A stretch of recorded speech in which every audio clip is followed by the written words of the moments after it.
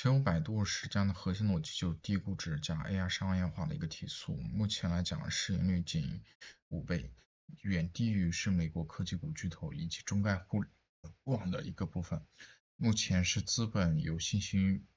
支持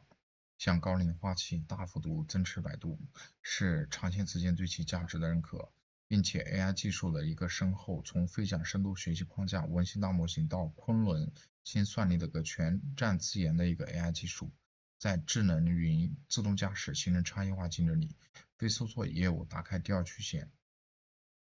以及云服务为基础。自动驾驶领跑中国，阿波罗 Go 是中国自动驾驶出行服务上已经落地多个城市无人运营。那目前来看的话，实际上就是在中国实际上百度最大，在国外谷歌和英伟达大，而在一些非创新的场景是阿里跟腾讯是最强。